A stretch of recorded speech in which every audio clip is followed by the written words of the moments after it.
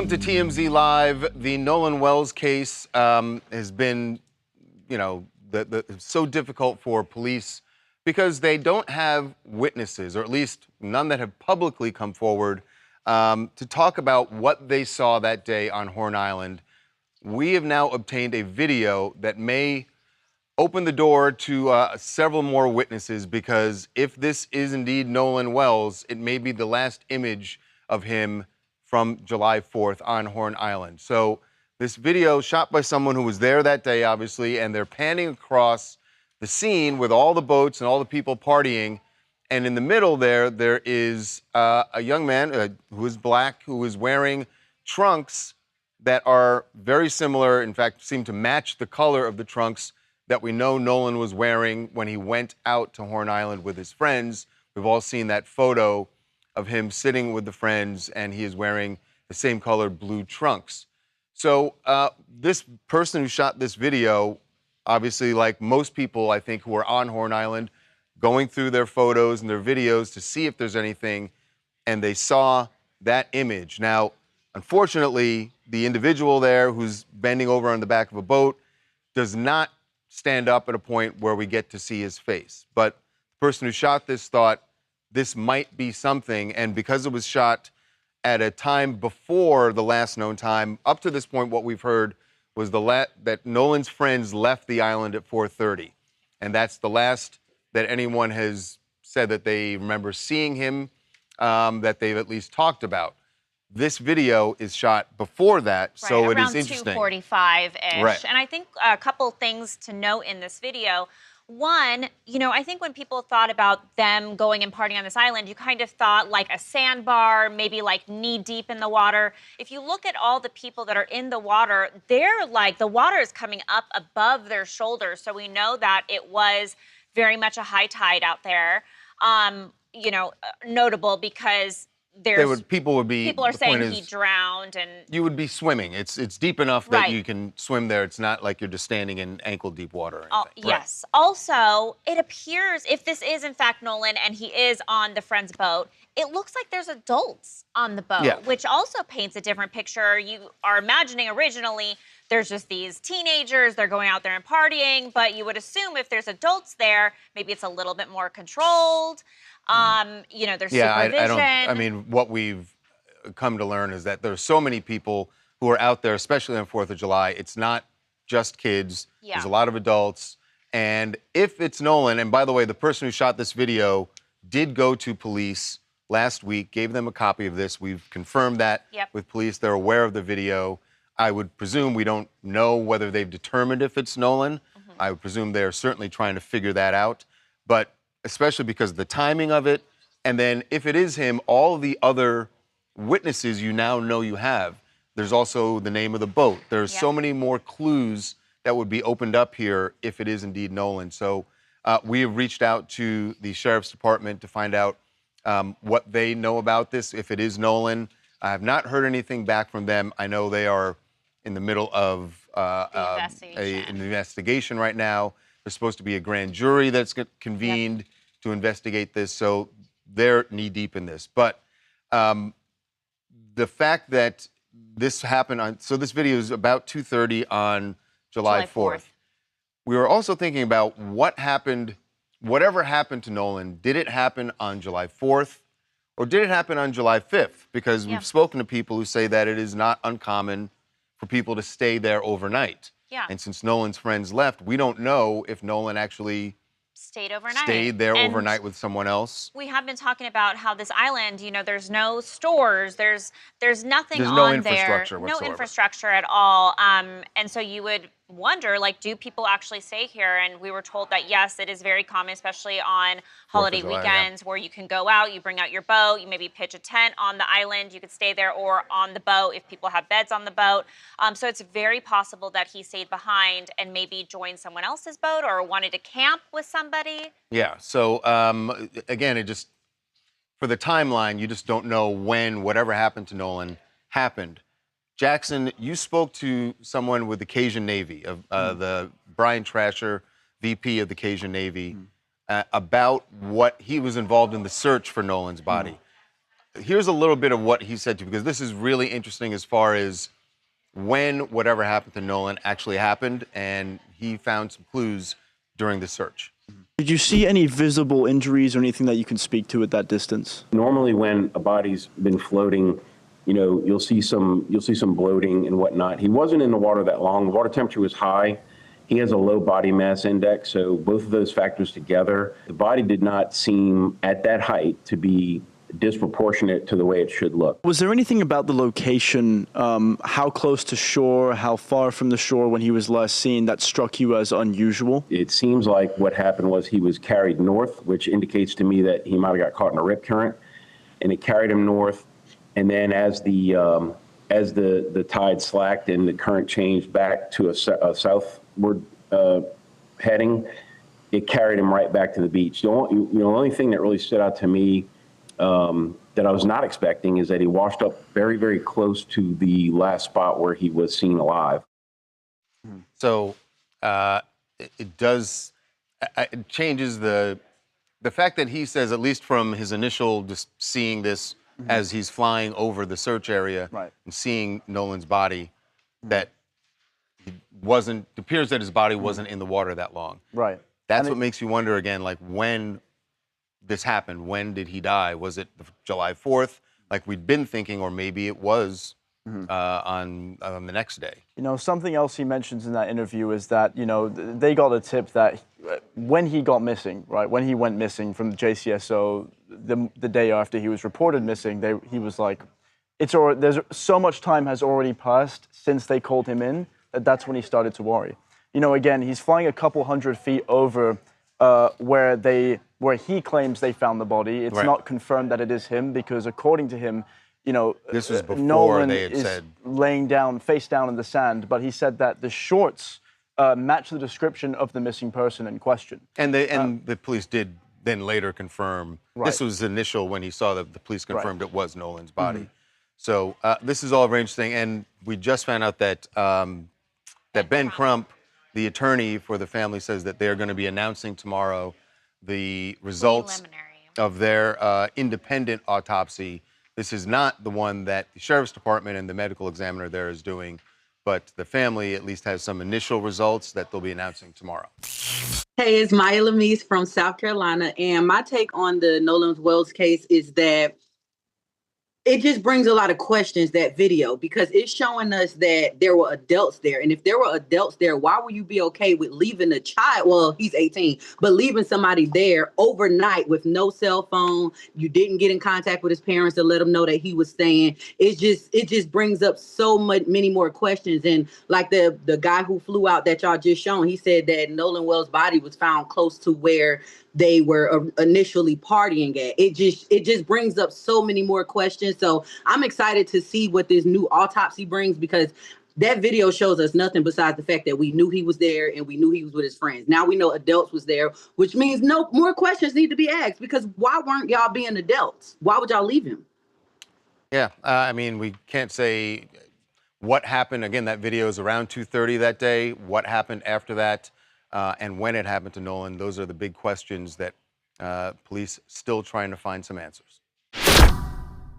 I love this clip that our TMZ DC guys got. Jacob actually ran into Congressman Suhas Subramaniam. He's from Virginia, and he was arriving at Capitol Hill. And Jacob noticed that he stepped out of a particular car, one that doesn't necessarily align with some of the liberal viewpoints in D.C., really around the country. And Jacob jumped right on it, jumped right on this. Listen to how the congressman, I like his answer, but you can tell he's kind of feeling the heat a little bit. You just came out of a Tesla. Just coming out of Tesla. And you're a Democrat. I'm a Democrat. Some people might say you can't be both. You can't be a Tesla driver and a Democrat. So I reject that discrimination against Tesla owners. And we bought it before he went crazy.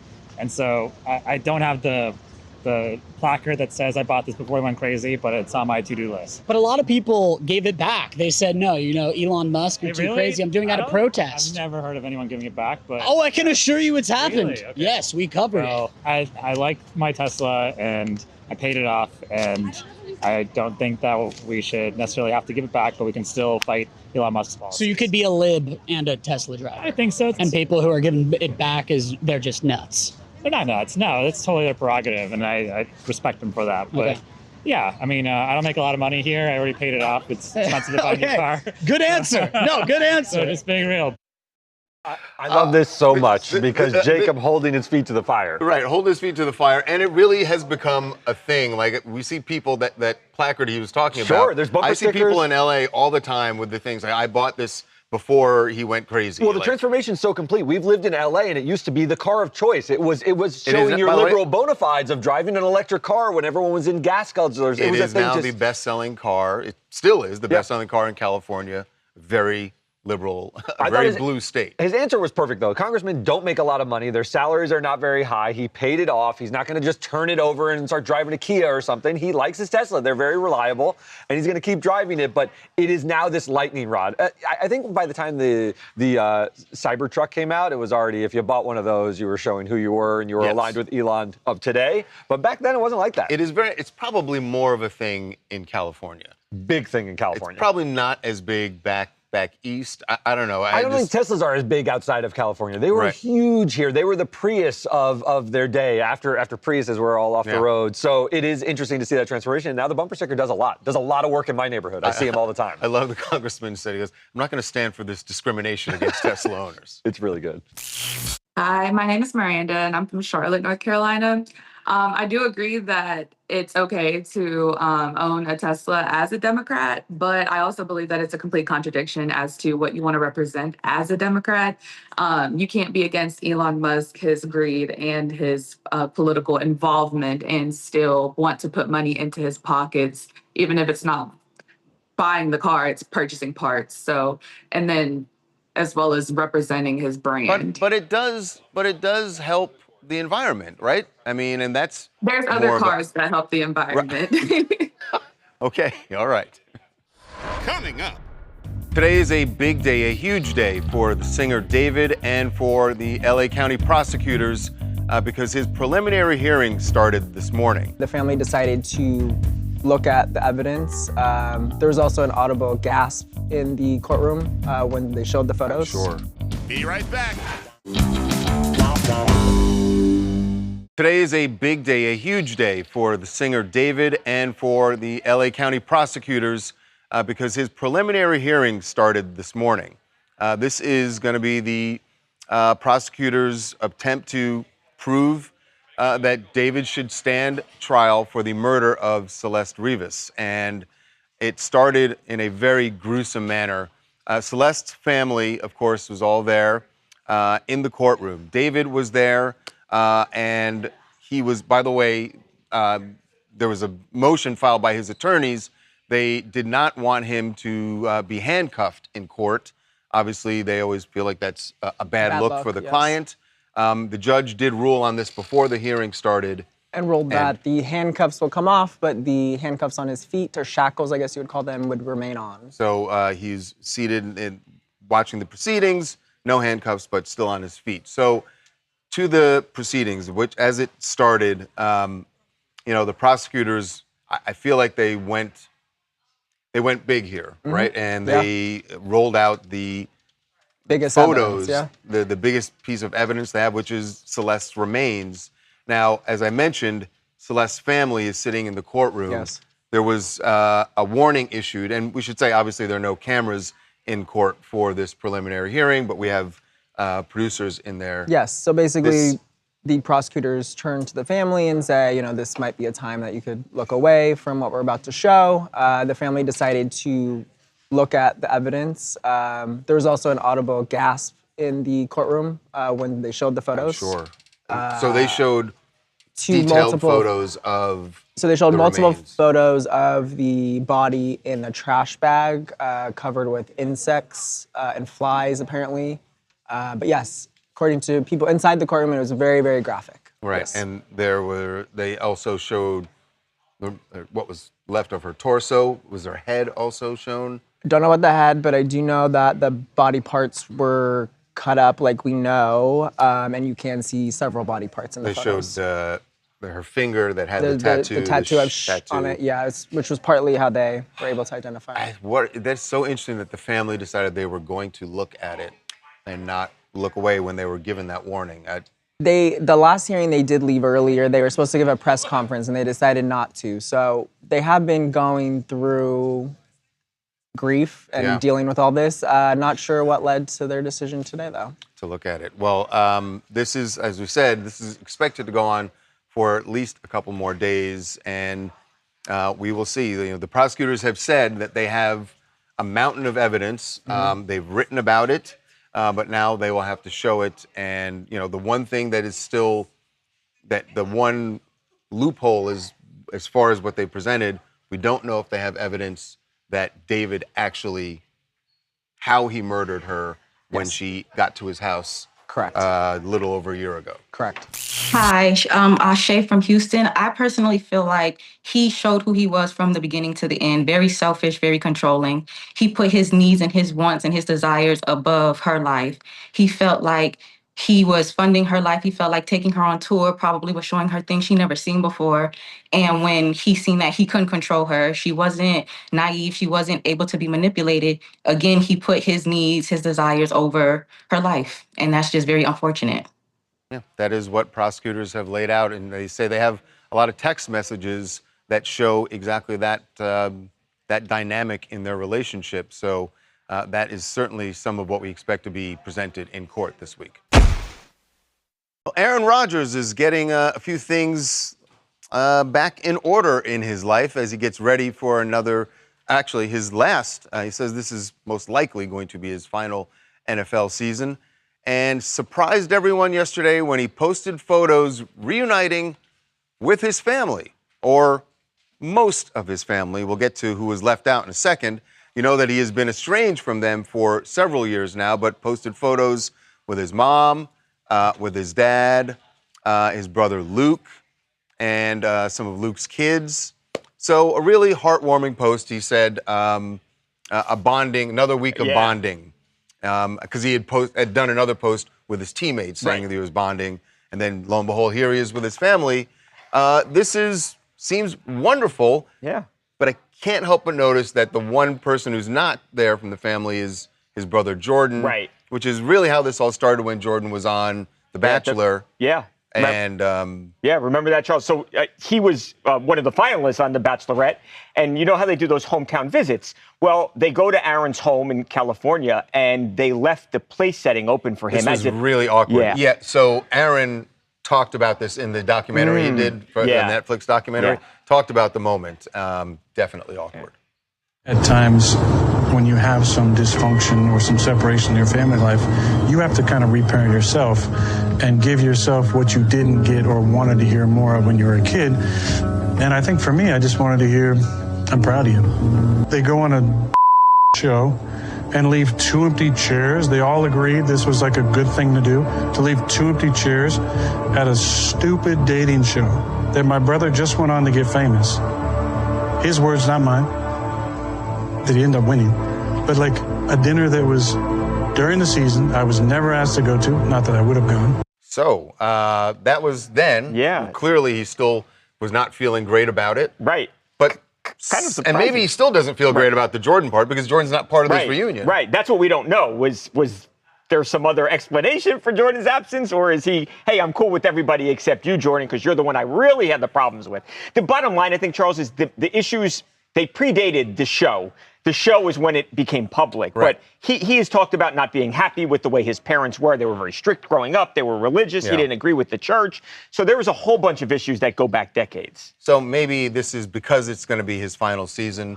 He wants to have his family there along for the ride. But usually when you're a Hall of Famer like Aaron Rodgers, a future Hall of Famer, that last season is like every game is a big celebration. Special. There are gifts. There's all sorts of ceremonies. And you'd want your parents there, you would think. Yeah.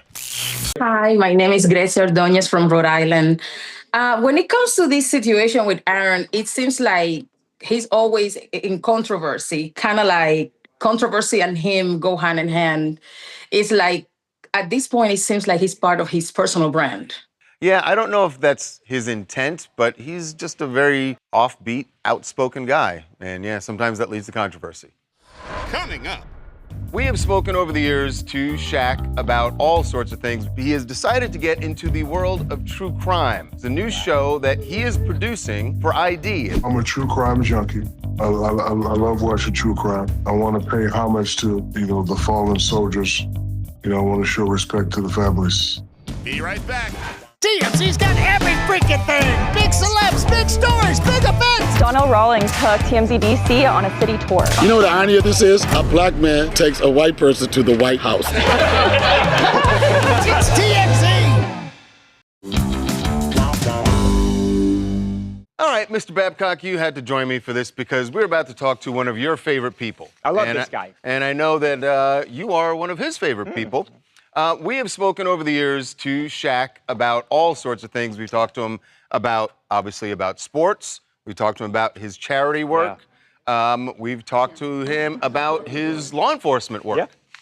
And now he is, they used to call him like the Big Shaq. They used to call him Big Aristotle. The Big Aristotle. He's got a million nicknames. Now he's the Big EP, executive producer.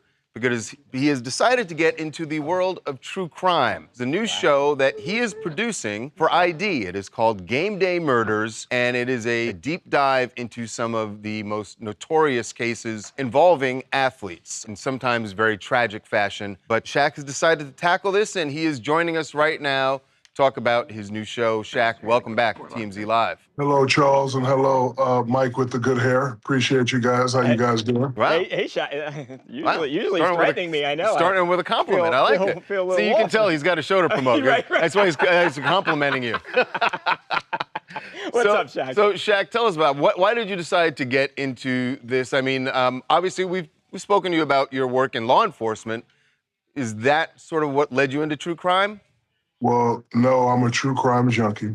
I love watching true crime. And, Game Day Murders is basically a true crime docuseries. Each episode will feature a standalone story where sports and crime kind of intersect. And it's told by the closest people to the case, family members, police officers, teammates, friends of the victims, and the accused, of course. And, I want to pay homage to, the fallen soldiers. I want to show respect to the families. But again, I'm a true crime junkie. So definitely want to be part of this. My partner, Lindsay Sarniak, she's, been in the business for a while. She's helping me out. And, she has done a wonderful job. But, we tell some great stories. Some stories that you may have heard before, but Lindsay and I go a little bit deeper. Shaq, a lot of these stories are have been talked about for a really long time. They were huge headlines. Right, yeah. I mean, I know Sean Taylor, I think, is one that you got into. What are some of the stories here that you focus on, Shaq, with the show? Like when I remember the disappearance of Patrick Dennehy at Baylor, but I didn't know, the things were going on with his coach and, the NCAA rules and things like that. So we dig a little bit deeper. We talk about NHL St. Louis players, Mike Datton, who had a murder for hire, NBA player Lorenzen Wright, NFL star Sean Taylor, and many more. I was amazed that there's over a lot of stories that where sports and crime connect. So after this year, we will definitely be working on season 2, and hopefully this is something that could continue to educate people. Was it difficult, Shaq, to get the families and people close to talk about things that I'm sure in many cases can be really difficult for them to discuss? Yes. But again, we want to, respect the families, and we want to, pay homage to, the fallen athletes. Shaq, you mentioned the Sean Taylor case, which of course, I think a lot of people remember the NFL star, and there was a break-in at his house that ended with his death. Did you talk for that particular case? It is still something that you hear NFL players, people who played with him, still so shaken by that. Who did you guys talk to on that one? Did you actually get investigators, or is it family members, or both? You are so smart, but you're going to have to watch it and find out, my good friend. See, now you're Great question, Bryce. No, listen, hold on. One thing I love about you, you're one of the greatest interviewers ever. That's a great question, but I can't tell you I can't tell you all my secrets. See, you are. I can tell that you're in big executive producer mode because he's got the shirt buttoned all the way up, buttoned up to the top there. Yeah. Yeah. So is this? How are you enjoying this? Like, because this is different. Usually, you're the face of these things, right? And you're out front in this. And this one, you're more behind the scenes, talking about how you put the show together. Is this something different? Do you like it? Something you're gonna do more of? You know, I don't want to, sensationalize the victims, or the tragedies. But these are real people, real families. I just try to approach all of the stories with respect. And, basically our goal was to honor the legacy of those who lost their lives and, showcase the way that the community and the teammates love them and, do things like that. But, these things do happen, and I just wanted to, remind people. Shaq, like Charles mentioned, your law enforcement background, did that make this easier, being that you know sort of how policing works when you're working on a crime show? I can't explain my undercover work with you.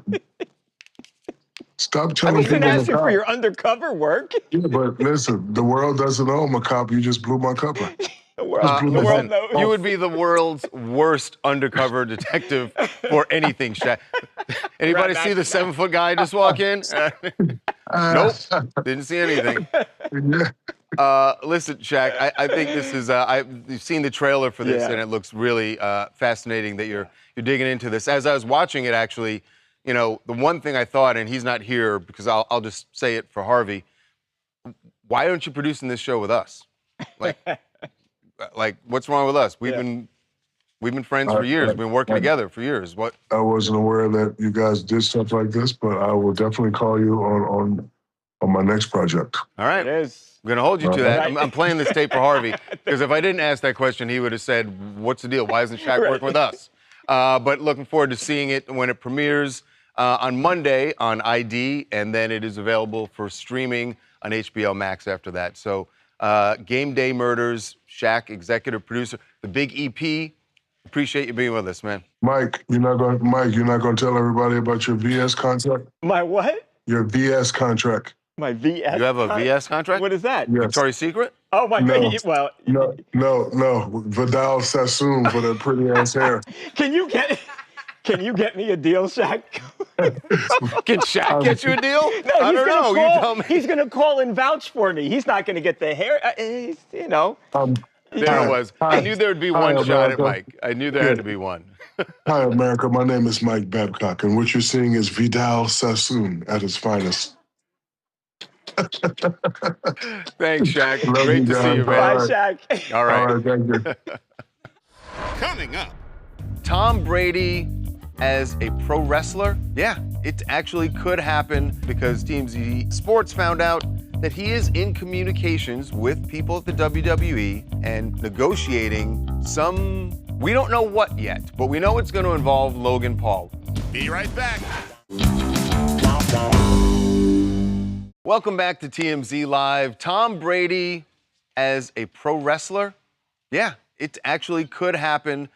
Because TMZ Sports found out that he is in communications with people at the WWE and negotiating some, we don't know what yet, but we know it's going to involve Logan Paul. We don't know exactly what Tom is going to do, what event he's going to show up at, but Logan Paul and Tom Brady have been going at each other for months, and it really blew up in the last week when, I'm sure you've seen this video at Fanatics Fest, when Tom Brady just slapped Logan Paul hard.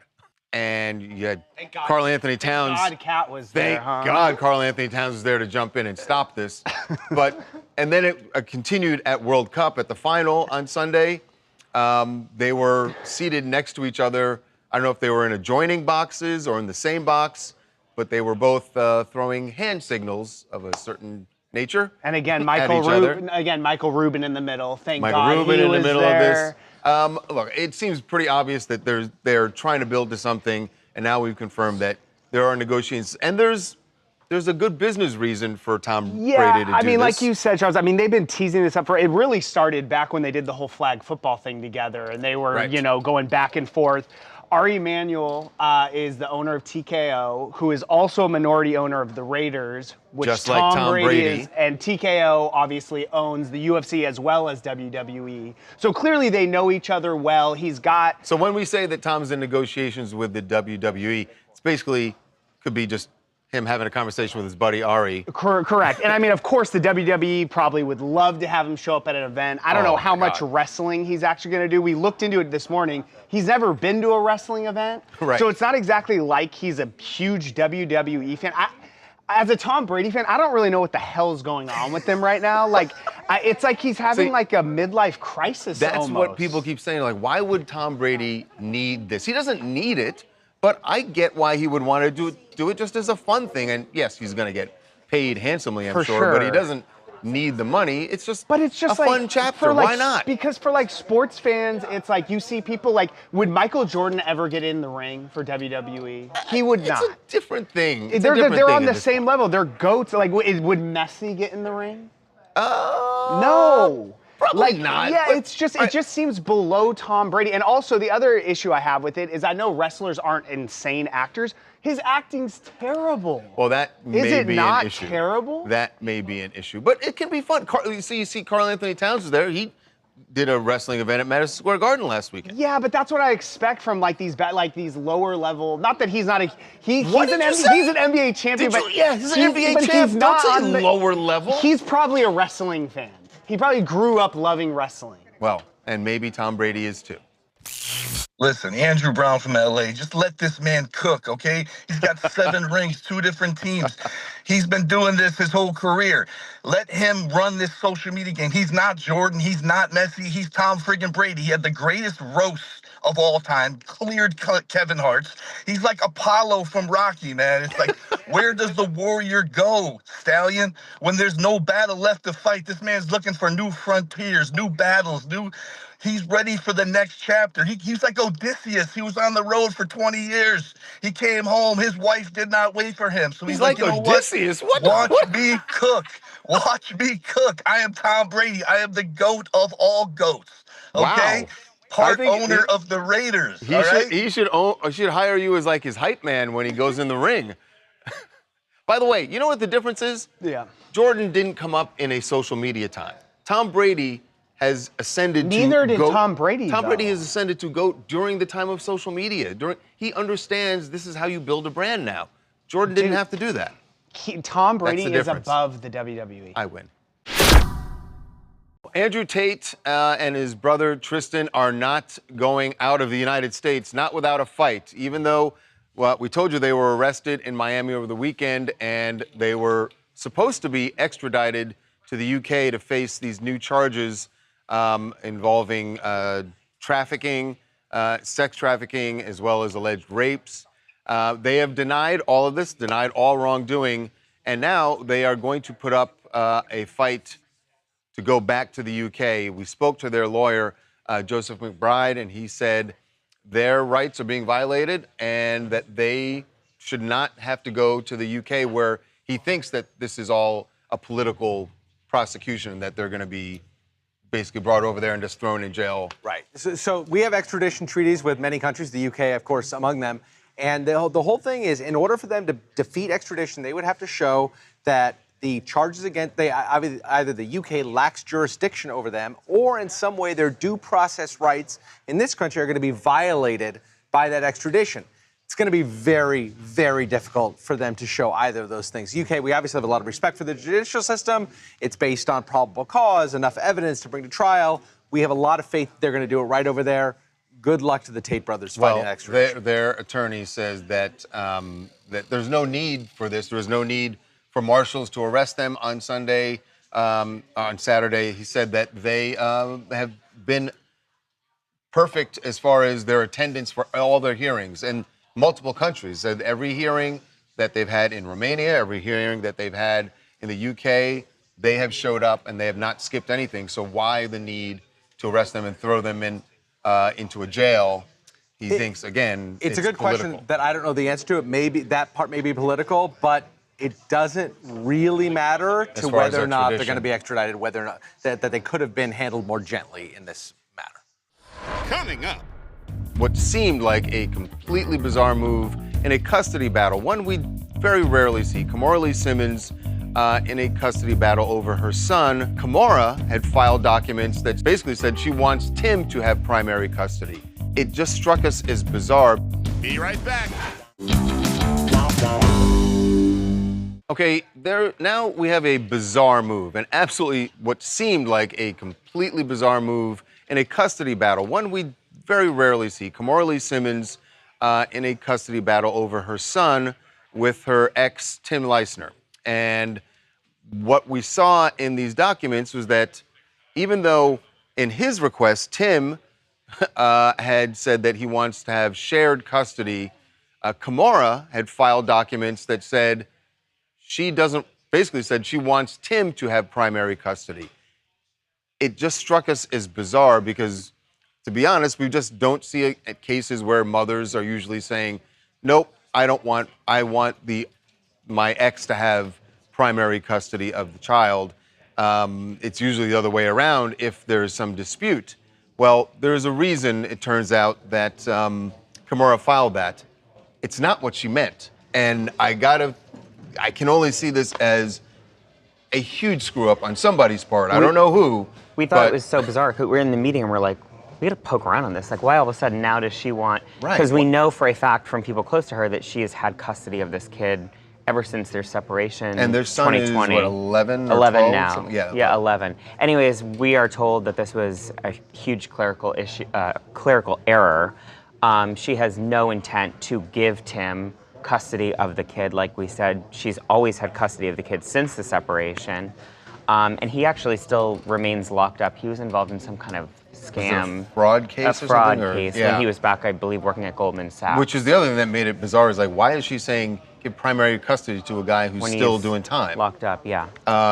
So, yes, there will be new paperwork filed and maybe someone fired because it's a big was mistake. just a bizarre mistake. Yeah. Hi, I am attorney Judy Montgomery, and I practice family law in Atlanta, Georgia. And it is really interesting to hear that it's not just the custody request, it's that she would even consider giving him primary legal or physical of their son, when the relationship has always been her and her son. As most of the child's life, Tim Leisner has been broiling with this legal issue. So yeah, it just seemed bizarre. I was reaching for some explanation this morning, and I thought, well, maybe because she just wants him to be with his father. But yeah, the fact that he's still doing time, it just didn't make sense. And now we know, big screw up. Coming up. So this video got a lot of people talking because, well, it happened at a Cubs game, and they were singing the national anthem, and people stand up for that. But there was one person who did not stand up, and it turned into a slightly violent incident. Be right back. So this video got a lot of people talking because, well, it happened at a Cubs game, and they were singing the national anthem, and people stand up for that. But there was one person who did not stand up, and it turned into a slightly violent incident. And I think a lot of people watched what you're about to see and thought, if I were this kid, what would I have done when this old man hit me in the head? Watch.